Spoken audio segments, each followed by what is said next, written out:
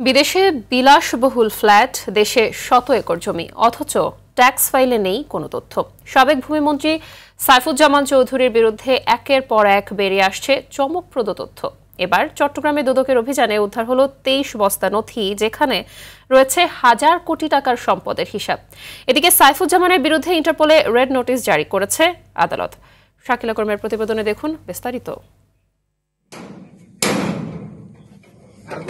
স্থান চট্টগ্রামের আগ্রাবাদ এলাকা। রোববার ভোর 4টা বা 5টা একটি বাড়ি থেকে উদ্ধার করা হয় 23 বস্তা নথি, যেগুলোর মালিক সাবেক ভূমিমন্ত্রী সাইফুজ্জামান চৌধুরী। দুদক জানায়, যে বাড়ি থেকে নথি উদ্ধার করা হয়েছে সেই বাড়ির মালিক ভূমিমন্ত্রীর স্ত্রী রুদমিলা জামানের গাড়ি চালকের প্রতিবেশীর। নথিতে কম্বোডিয়া, থাইল্যান্ড, মালয়েশিয়া, ভারত এবং ভিয়েতনামে জমি ও ব্যাংক লেনদেনের প্রাথমিক প্রমাণ মিলেছে।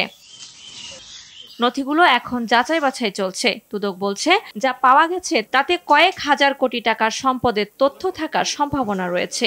ইনভেন্টরিকৃত বিপুল আলামত প্রাথমিকভাবে পর্যালোচনায় দেখা যায়, ইতিপূর্বে প্রাপ্ত 4টি দেশের ইউকে, ইউএসএ, দুবাই ও সিঙ্গাপুরে 582টি সম্পদ ছাড়াও Bharat, Thailand, Malaysia, Philippines, Cambodia সম্পদ অর্জনের তথ্য পাওয়া গেছে। এছাড়া দেশে বিদেশে ক্রয়কৃত বাড়ির মালিকানা, ভাড়ার আয়, মেইনটেনেন্স ব্যয় বিভিন্ন তথ্য ডকুমেন্ট রয়েছে মর্মে দেখা যায়। এর আগে বুধবার রাতে আটককৃত সাইফুজ্জামানের অর্থ পাচারের সহযোগী আব্দুল আজিজ ও আরামিড গ্রুপের এজিএম উৎপল পালকে জিজ্ঞাসাবাদে বেরিয়ে আসে এই তথ্য ভান্ডারের খোঁজ।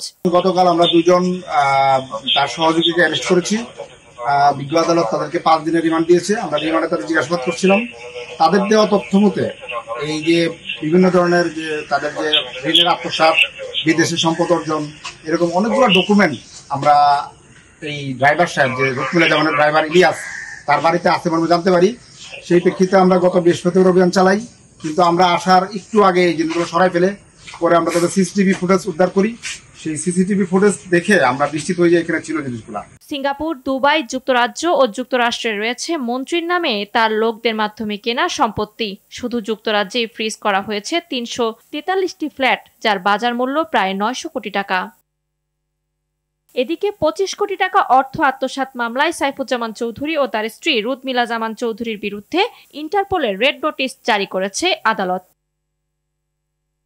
শাকিলা করিম, RTV, ঢাকা।